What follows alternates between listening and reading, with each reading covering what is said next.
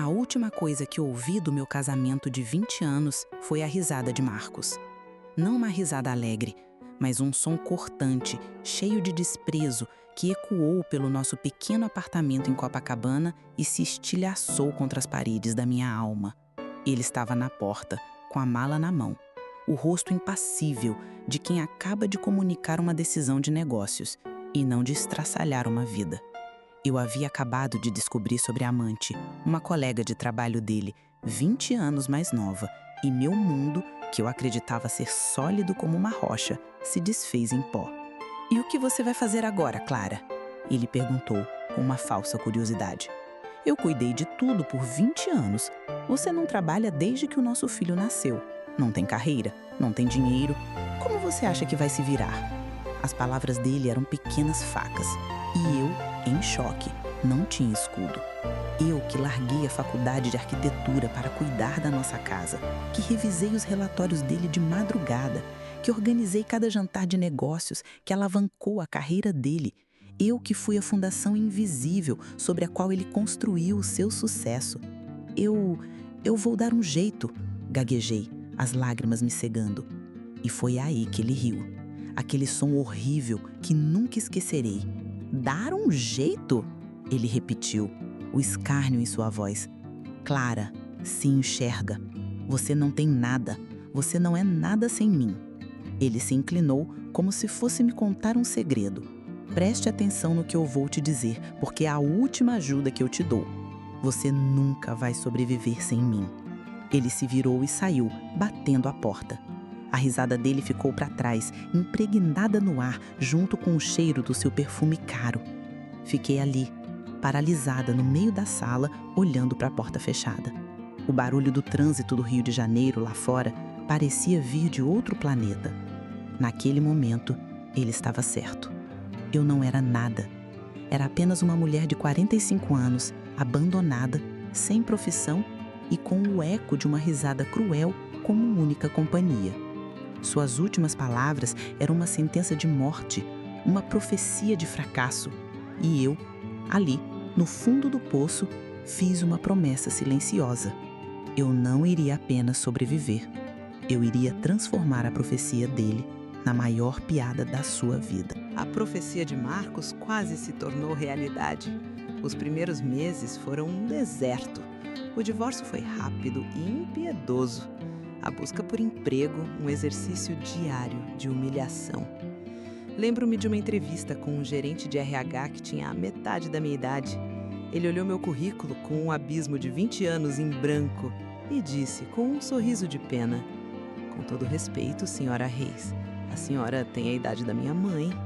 O ritmo aqui é diferente." A virada veio da poeira. No fundo de um armário, encontrei minha antiga pasta da faculdade de arquitetura. Sentei no chão e as lágrimas que vieram não eram de tristeza, mas de luto por uma versão de mim que eu havia abandonado. Naquele momento, a risada de Marcos ecoou em minha mente.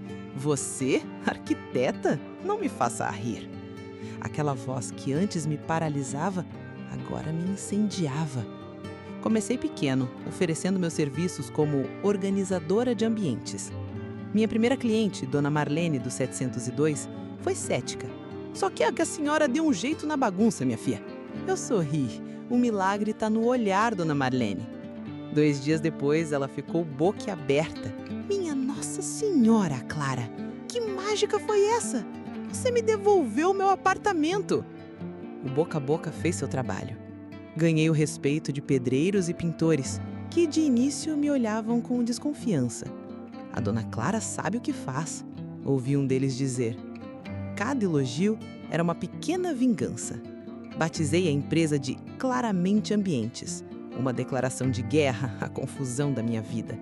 Eu chegava em casa coberta de poeira, exausta, mas pela primeira vez em 20 anos, eu me sentia viva. 6 meses depois, o telefone tocou. Era o sobrinho da Dona Marlene, um investidor do mercado imobiliário que ficou tão impressionado com a transformação do conjugado da tia que queria me dar uma chance. O projeto? Uma reforma completa em um apartamento de 4 quartos que ele acabara de comprar no Leblon. Ao ouvir os detalhes, Senti aquele antigo frio na espinha, a sombra da voz de Marcos, a sensação familiar de ser considerada pequena demais para desafios grandes. Segurei o telefone com mais força. Sim, respondi, a voz firme. Eu aceito o desafio. Naquela noite, pela primeira vez, não sonhei com a risada dele. Sonhei com plantas, estruturas e com a beleza que eu era capaz de criar. Sobreviver, Marcos. Eu estava apenas começando. O apartamento no Leblon era, ao mesmo tempo, um sonho e um desafio imenso. 400 metros quadrados de potencial e problemas. No primeiro dia, em meio ao eco dos meus passos no espaço vazio, senti o peso da responsabilidade. A sombra da voz de Marcos, a sensação de ser considerada pequena demais para desafios grandes, tentou me assombrar, mas eu a afastei com a força de um novo propósito. Nadei contra a maré da desconfiança dos mestres de obras, que ganhei não com autoridade, mas com conhecimento. Quando um pilar estrutural inesperado apareceu no meio da sala, a equipe entrou em pânico. Em uma noite, desenhei a solução. Uma estante vazada que transformou o problema na peça central do ambiente. O mestre de obras olhou o desenho e disse: "Ok, arquiteta, vamos fazer do seu jeito." A partir dali, eu era a arquiteta. O maior desafio, no entanto, veio de um fornecedor. A bancada de quartzo italiano, peça-chave da cozinha. Não chegaria a tempo, atrasando todo o cronograma. Senti o pânico. Foi quando chamei minha estagiária, Juliana. "Ju, preciso daquele seu jeitinho digital. Encontre-me um fornecedor alternativo para este material, para ontem." Em 2 horas, ela não só encontrou um, como negociou um preço melhor. Naquele momento, trabalhando juntas contra o relógio, percebi que não estava mais sozinha. Estava construindo uma equipe. Enquanto a obra avançava, eu construía a marca. Criei um site elegante para a Claramente Ambientes, documentando cada etapa da reforma com fotos profissionais. O dia da entrega foi meu novo teste final. Pedro, o investidor, caminhou pelo apartamento em silêncio por quase meia hora. Por fim, ele se virou para mim com um sorriso que valeu cada noite mal dormida. "Clara, isto não é uma reforma, é uma obra de arte. Você multiplicou o valor do meu investimento." E então veio a proposta que mudou tudo. Quero-a claramente em todos os meus projetos. Quero um contrato de exclusividade. A vitória foi imensa, mas o maremoto ainda estava por vir. 2 semanas depois, o telefone tocou. "Senhora Clara Reis, meu nome é Lúcia Guimarães, editora-chefe da Casa e Luxo. O Pedro nos deu seu contato.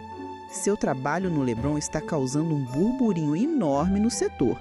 Gostaríamos de fazer uma matéria de capa sobre sua trajetória. O título que pensamos é, claramente, a Fênix da Arquitetura Carioca." Eu desliguei, as pernas bambas. A risada de Marcos era um eco distante, de outra vida. Eu não estava mais apenas sobrevivendo, estava me tornando uma estrela, com uma luz prestes a ofuscar qualquer sombra do meu passado. A matéria na Casa e Luxo foi um divisor de águas. A Claramente Ambiente se tornou o nome mais quente da arquitetura carioca. Eu e Juliana, minha sócia júnior, nos mudamos para um escritório no Jardim Botânico. Estávamos construindo um império. E foi o brilho desse império que atraiu o fantasma do meu passado. "Clara, uau, você está incrível!" disse a voz de Marcos. Ele estava ali, na minha padaria preferida, com um sorriso charmoso. "Eu sempre soube que você tinha potencial, Clara. Fico feliz em ver que você o realizou." A manipulação era sutil, a tentativa de se acreditar pelo meu sucesso. O antigo eu teria vacilado. O novo eu apenas o encarou. "Olá, Marcos. O que você chamava de potencial era minha alma, que você tentou apagar", eu disse. "A diferença é que eu aprendi a voar na queda." Levantei-me. "Meu sucesso não tem nada a ver com você. Ele aconteceu apesar de você. Agora, se me dá licença, tenho um império para administrar." Deixá-lo sem palavras foi uma vitória. Mal sabia eu que enfrentaria um monstro maior. Estávamos prestes a assinar o projeto dos meus sonhos, um hotel boutique em Santa Teresa. De repente, o cliente ficou mudo. O silêncio era torturante. Passei dias revisando o projeto, procurando uma falha. Juliana me encontrou na prancheta de madrugada. Clara, o projeto está perfeito, não foi erro nosso, ela disse, com uma firmeza que me ancorou. Tem algo nos bastidores. Me deixa fazer umas ligações, usar meus contatos, vou descobrir o que é. A resposta veio de Pedro, meu sócio investidor, antes que Juliana precisasse. Clara, descobri, ele disse. Um dos sócios do hotel é meu amigo. Ele me ligou, furioso, mas de mãos atadas. Foi Sérgio Bittencourt. O nome me gelou. Ele soube do projeto e foi diretamente aos donos. Ameaçou usar a influência dele na prefeitura para embargar a obra se eu usar sem contratar uma novata. Ao ouvir aquilo, senti o chão sumir sob meus pés por um instante. A injustiça era tão grande, tão desleal. Eu havia escapado da jaula de um predador doméstico para cair no oceano, onde os tubarões eram maiores, mais velhos e jogavam um jogo muito mais sujo. A minha luta pela sobrevivência, eu percebi, estava longe de acabar. A notícia do ataque de Bittencourt caiu como uma bomba. Na nossa reunião de emergência, a prudência de Pedro e a paixão de Juliana me puxavam em direções opostas. Ouvindo os dois, senti um aperto no peito, o mesmo frio de quando Marcos bateu a porta, a sensação de ser pequena, esmagada por uma força maior. Mas a raiva veio em seguida, não quente e cega, mas fria e afiada.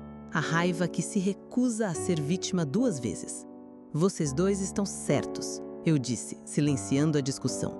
Mas nós não vamos nos esconder, nem atacar de frente. Nós vamos fazer um projeto. Apaguei o quadro branco do escritório. Nosso novo cliente é Sérgio Bittencourt, e o projeto é descobrir cada rachadura no império dele. Nossa empresa se tornou uma agência de inteligência. Foi Juliana quem sugeriu o ponto de partida. Se ele ataca projetos grandes de concorrentes em ascensão, talvez a gente encontre um rastro em licitações públicas antigas. Deixa eu cavar. Ela mergulhou em bancos de dados públicos, cruzando registros de licitações com processos de falência. O padrão que emergiu era inegável. Um cemitério de concorrentes. E nós éramos os próximos da lista. Escolhi um dos nomes, Antônio Braga, e levei uma semana para encontrá-lo em uma cidadezinha na serra. Ele era marceneiro, um homem com um olhar assombrado de quem perdeu tudo. Aproximei-me de sua oficina, o cheiro de madeira e tristeza no ar. Senhor Braga? Comecei, com calma. Seu trabalho com a madeira é incrível. A cadeira na vitrine é de uma elegância... Ele me olhou, surpreso pela abordagem. Obrigado. Eu também sou do ramo da criação. Sou arquiteta no Rio. Lembro-me de um projeto seu anos atrás para o Museu do Amanhã. Era genial. Vi um lampejo de dor em seus olhos. Isso foi em outra vida, minha senhora. Eu sei, eu disse, a voz baixa. Uma vida que suspeito foi interrompida pelo mesmo homem que acabou de tentar interromper a minha. Meu nome é Clara Reis e Sérgio Bittencourt acaba de me tirar o projeto de um hotel em Santa Teresa. Ele largou a lixa que segurava, o corpo tenso. Pela primeira vez, ele me encarou de verdade. Eu não quero vingança, Sr. Braga. Eu quero justiça. E acho que, juntos, nós podemos finalmente fazer com que ele pague por cada sonho que ele destruiu. O fantasma do passado de Bittencourt estava finalmente pronto a falar. Antônio Braga nos serviu um café amargo em sua oficina. O silêncio entre nós quebrado apenas pelo zumbido distante de uma serra. Ele era um homem que havia se acostumado a viver com seus fantasmas e minha presença o forçava a encará-los. Ele hesitou por um longo tempo. A senhora não sabe onde está se metendo, dona Clara, ele disse, a voz rouca pelo desuso. Bittencourt não é um concorrente, ele é um predador. Ele não compete, ele elimina. E ele tem uma arma que ninguém pode vencer. Ele então me contou sua história. 10 anos atrás, a Braga Arquitetos era como a minha claramente, a nova sensação do Rio, elogiada por sua ousadia e inovação. O projeto do Museu do Amanhã era a sua coroação. Eles venceram a primeira fase da licitação, superando a proposta de Bittencourt. Primeiro, vieram as ofertas de parceria. que eram, na verdade, tentativas de compra hostil. Braga recusou. Depois, as ameaças veladas. Ele as ignorou. E então, quando a fundação da obra já estava sendo erguida, a arma secreta de Bittencourt foi disparada. O nome da arma é Moraes, disse Braga, o nome saindo de sua boca como um veneno. É um fiscal de alto escalão da Secretaria de Obras, um homem com poder para paralisar qualquer construção na cidade com uma única assinatura. O método era de uma simplicidade diabólica. Moraes aparecia para uma inspeção de rotina e, milagrosamente, encontrava uma série de infrações minúsculas e altamente técnicas. Violações de portarias obscuras, um desvio de milímetros em uma viga, uma umidade imperceptível. Ele paralisou a obra do museu por 6 meses. Braga continuou, os olhos perdidos na memória. Alegou o risco estrutural iminente por causa de um lote de aço que, segundo ele, não atendia especificações. Era mentira, mas a obra foi embargada. Os investidores entraram em pânico. As multas diárias nos sufocaram. Eu perdi o contrato, perdi minha empresa, perdi minha casa e minha reputação. Fui à falência por causa de uma mentira escrita em um laudo técnico. Eu o escutei, o queixo travado de raiva. Era um plano genial e cruel, pois usava o peso da própria lei para cometer a ilegalidade. Mas como provar? Perguntei. É a sua palavra contra a dele. Foi quando vi um brilho de aço nos olhos de Braga, a primeira centelha do homem que ele foi. Porque depois de perder tudo, eu fiquei obcecado. Passei 2 anos da minha vida investigando, juntando cada pedaço de papel. Ele se levantou, foi até uma velha arca de madeira em um canto da oficina e a abriu. Dentro havia uma única caixa de metal. Eu tenho tudo aqui: os laudos fraudulentos, cópias de e-mails e o principal. Ele retirou um pequeno gravador digital. Gravei minha última conversa com Moraes, implorando para ele liberar a obra. Ele riu de mim. Disse que estava apenas cumprindo ordens e que pessoas inteligentes sabem que não se deve atrapalhar o progresso. A gravação não cita o nome de Bittencourt, mas deixa claro que a fiscalização era uma farsa. Ele me entregou a caixa. Eu nunca tive forças ou dinheiro para usar isso. Ele me quebrou. Mas a senhora tem a força que eu perdi. Segurei a caixa de metal. Não era apenas a história de Braga, era o mapa da mina. Eu agora sabia exatamente como Bittencourt operava. E em minha mente, o plano de contra-ataque começou a se desenhar. Ele esperava que eu tivesse medo, que recuasse como os outros. Mas eu não iria. Eu iria construir uma armadilha. Iria conseguir outro projeto icônico, tão grande, tão público, que ele não resistiria à tentação de usar sua arma secreta novamente. E desta vez, quando o fiscal Moraes aparecer com sua prancheta, eu e minhas câmeras escondidas estaríamos esperando por ele. Apresentei o conteúdo da caixa de Braga a Pedro e Juliana. O silêncio que se seguiu à audição da gravação foi quebrado apenas pelo meu suspiro. Na gravação, a voz de Moraes era burocrática, mas no final, ao ouvir a súplica de Braga, uma risada fria e curta ecoou. O som de um homem que sente prazer em esmagar insetos. Juliana, indignada, queria ir à imprensa. Pedro, pálido, nos alertou do risco de uma guerra aberta. Ouvindo os dois, sentia um aperto no peito. O mesmo frio de quando Marcos bateu a porta. A sensação de ser pequena, esmagada. Mas a raiva veio em seguida, não quente e cega, mas fria e afiada. A raiva que se recusa a ser vítima 2 vezes. Nós não vamos nos esconder nem atacar de frente, eu disse. Nós vamos construir uma armadilha. Pedro encontrou a isca perfeita dias depois. A prefeitura abriu a licitação para revitalizar o Hotel Glória, ele anunciou. É o tipo de projeto legado, Clara. Garante prêmios internacionais e manchetes por 1 ano. O ego de Bittencourt não vai permitir que uma novata tire isso dele. Mergulhamos no trabalho. E em meio à estratégia, eu me reencontrei com a paixão. As noites em claro eram sobre a beleza de um pilar restaurado. Foi Juliana quem teve a ideia de ouro. Um átrio central com um teto de vidro retrátil, que traria a luz do rio para o coração do prédio, respeitando a fachada histórica. A ideia era ousada, brilhante. Ao trabalhar com ela, percebi que a maior mentira de Marcos não foi sobre mim, mas sobre ele mesmo. Ele nunca conheceu a mulher que eu era de verdade. Mas ao planejar a armadilha para Bittencourt, com câmeras escondidas e a dor de um homem como Isca, uma pergunta fria me assombrou. Ao caçar o monstro, eu não estaria me tornando um também? A resposta veio rápida: não. Bittencourt destruía por poder. Eu estava lutando por justiça. Finalizei o desenho da fachada. Era um desenho nascido não da raiva, mas da paixão. E essa seria a minha verdadeira arma secreta. Eu não iria para a guerra apenas com as provas de Braga. Iria com a força do meu talento, algo que Bittencourt, com todo o seu poder, não poderia fabricar, nem roubar.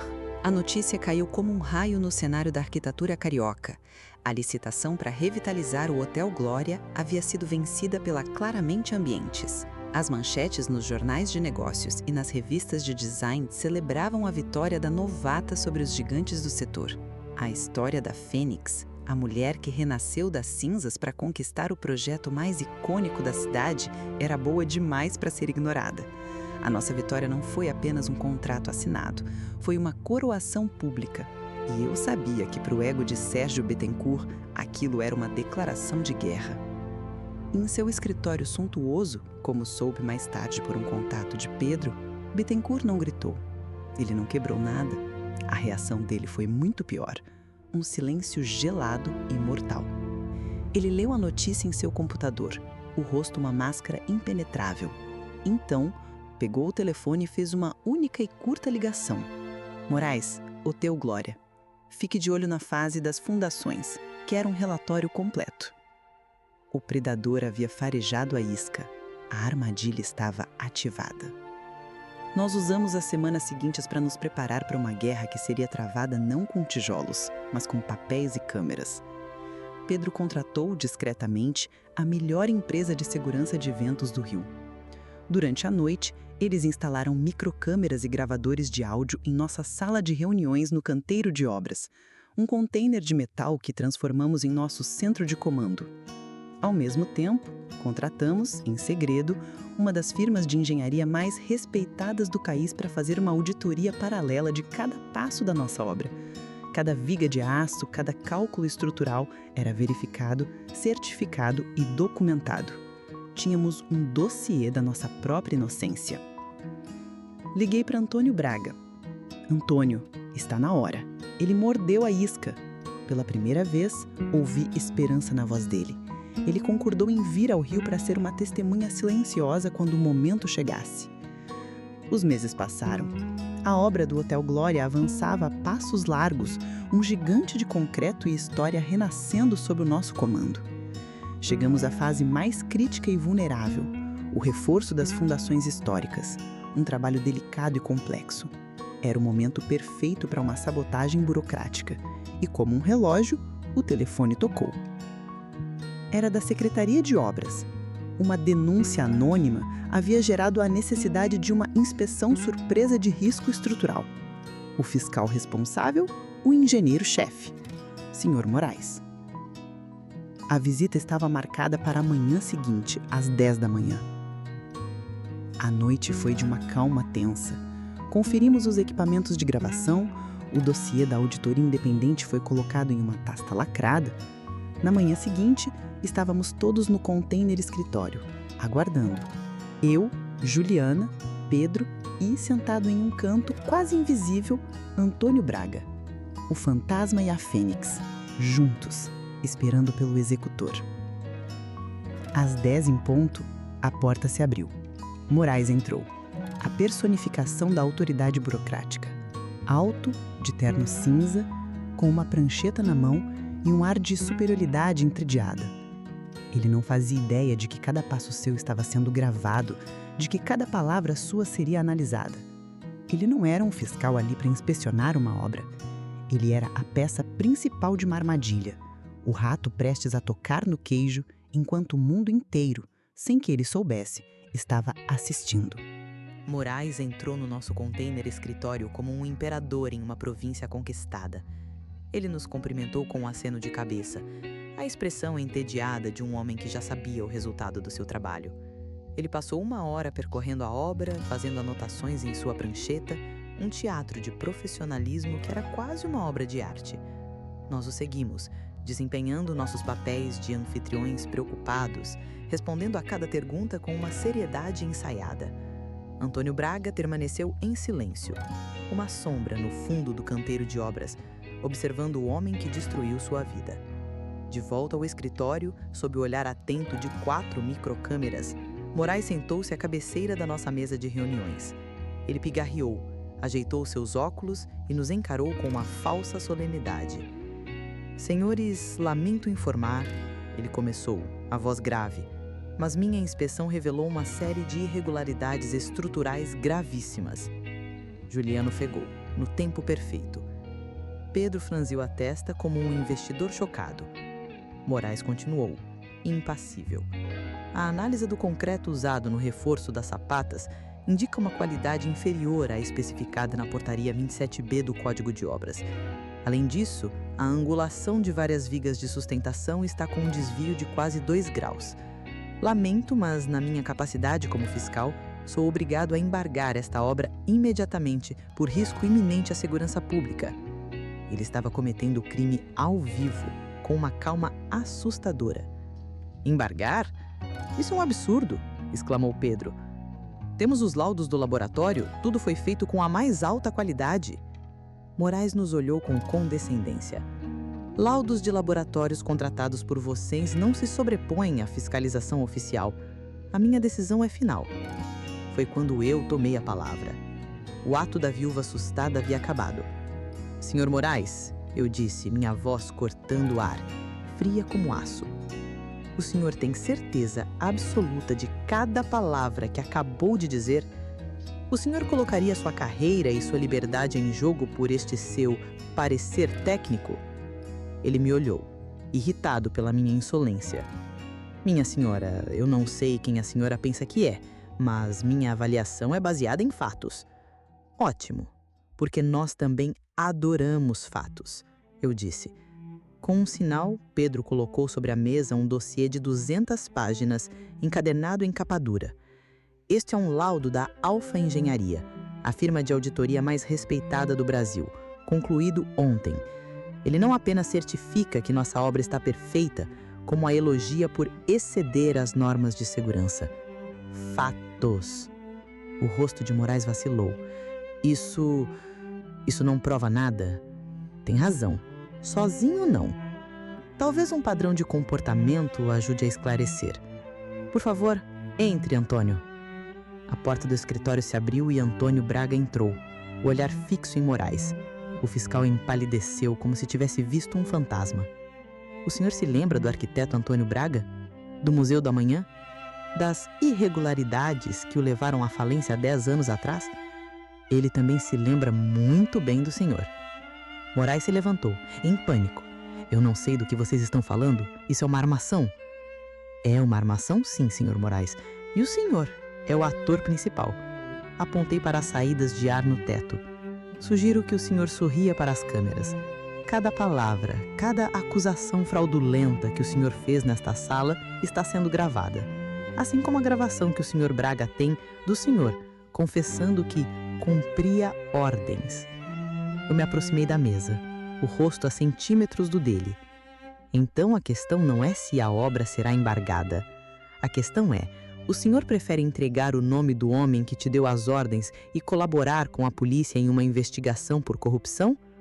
Ou prefere que eu entregue este vídeo e o dossiê Braga para a imprensa e para o Ministério Público agora mesmo?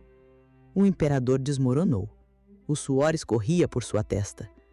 Ele olhou para Braga, para o dossiê, para as câmeras que não via. O predador estava, finalmente, na jaula. O colapso de Moraes foi total. Diante das provas irrefutáveis do fantasma de Braga e da ameaça de uma ruína criminal, ele desmoronou.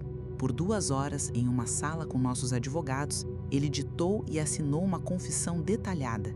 Admitiu ter recebido ordens diretas de Sérgio Bittencourt para fabricar um laudo e embargar a obra do Hotel Glória. Ele detalhou um modus operandi, os bônus que recebia através de uma empresa de fachada de Bittencourt por cada serviço especial.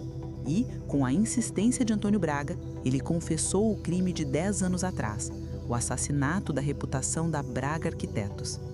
Em troca de sua cooperação total como testemunha contra a Bittencourt, nosso advogado prometeu buscar um acordo de delação premiada. A carreira de Moraes estava acabada, mas ele talvez escapasse da prisão.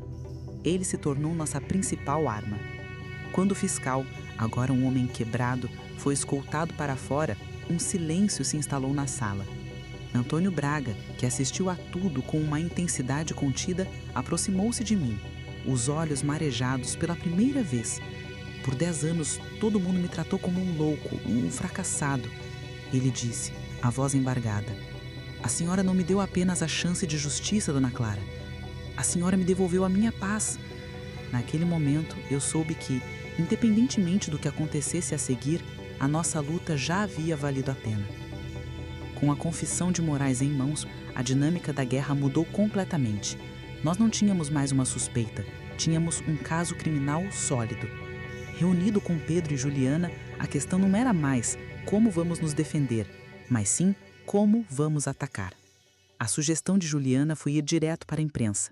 Pedro queria levar o dossiê para o Ministério Público, mas eu sabia que precisava de algo mais. Não era o suficiente que Bittencourt fosse derrotado pelo sistema. Ele precisava ser derrotado por mim.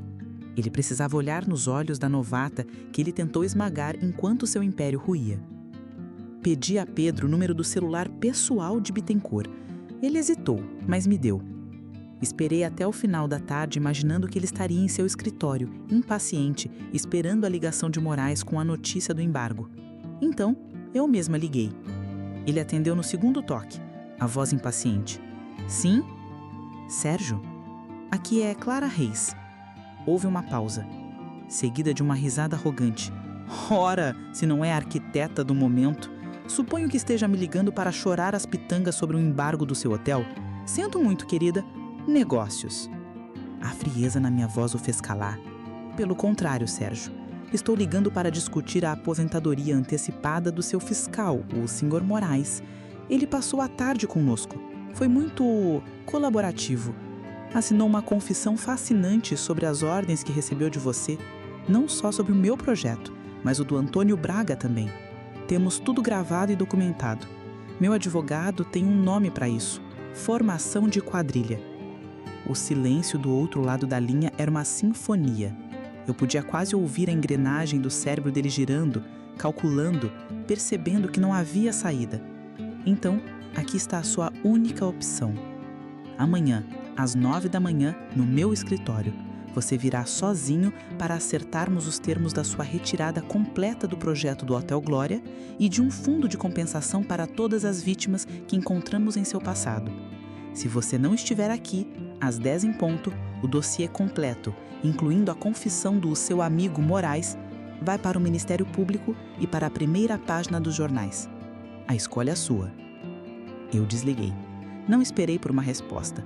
O tempo de negociação havia acabado. A hora da rendição estava marcada. Pontualmente às 9 da manhã, Sérgio Bittencourt entrou no meu escritório. Ele veio sozinho, como eu mandei. O terno de linho caríssimo não conseguia disfarçar a postura de um homem derrotado. Ele olhou ao redor do meu ambiente de trabalho, um espaço aberto, colaborativo, cheio de luz e de plantas, com um desprezo palpável.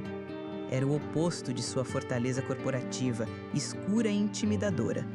Era um mundo que ele não entendia e, portanto, odiava.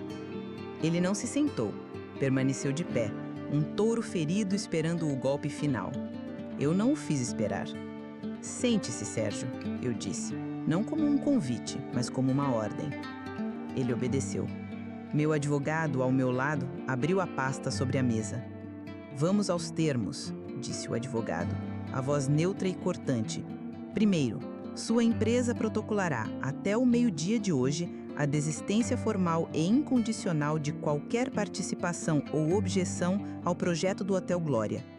Segundo, será criado um fundo de compensação para as vítimas de suas práticas.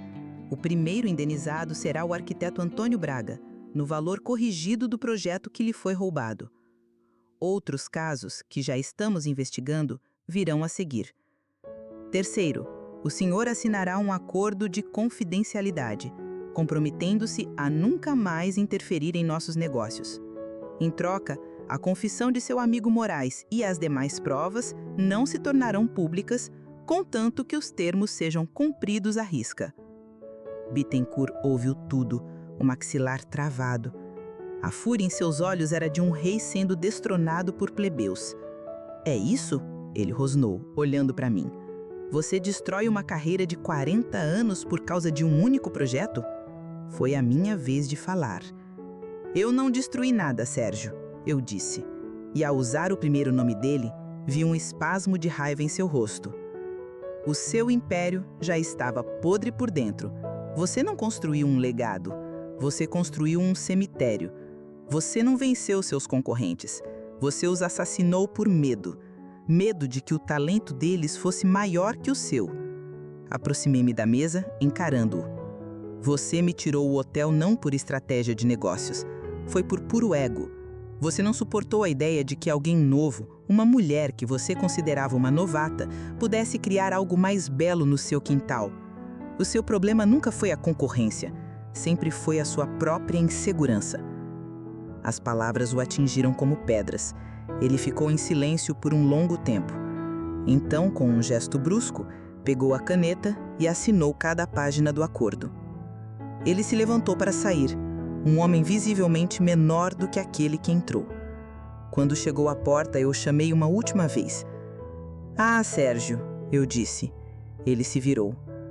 Quando encontrar meu ex-marido, Marcos, diga a ele que eu sobrevivi. A rendição de Sérgio Bittencourt não foi um estrondo, mas um silêncio ensurdecedor. Sua empresa se retirou formalmente do projeto do Hotel Glória. No mercado, as fofocas corriam soltas, mas ninguém sabia a verdade.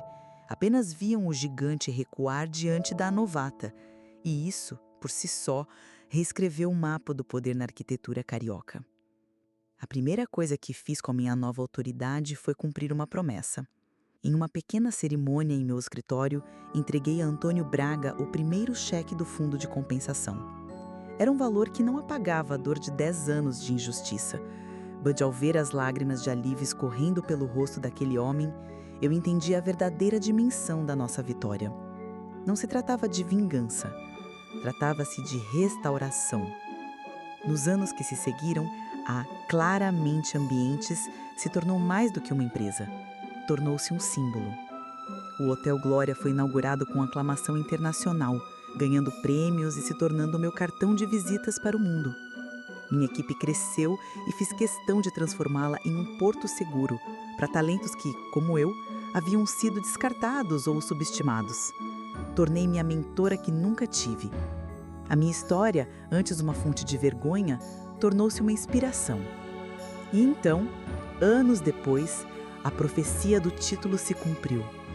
A campainha da minha mansão, uma casa que eu mesma projetei, com paredes de vidro e vista para a floresta, tocou em uma tarde chuvosa. Abri a porta. Era ele, Marcos. O tempo havia sido cruel, ou, talvez, apenas justo. O ar de superioridade havia sido substituído por um cansaço profundo. As roupas de grife deram lugar a um traje surrado. Ele olhou para mim, para casa, para a vida que eu construí, e vi em seus olhos a compreensão tardia de seu erro colossal. Clara, ele começou a voz fraca. Eu perdi tudo. A empresa faliu. Ela me bichou. Eu não tenho para onde ir. Ele olhou para o chão, humilhado, e então ele fez o pedido que o título da minha história deixou em aberto. Eu sei que não tenho direito, mas sua casa é tão grande. Eu vi que tem uma edícula nos fundos. Eu preciso de um emprego. Qualquer coisa. Posso ser seu jardineiro, seu motorista. Eu só preciso de um lugar para ficar. Era a cena final da sua profecia. O homem que disse que eu não sobreviveria sem ele, agora me implorava por um teto, para viver das migalhas do meu sucesso. Olhei para ele, o fantasma do meu passado, e esperei sentir algo. Triunfo, pena, raiva, mas não senti nada. Ele era apenas um estranho, um eco de uma dor que não me pertencia mais.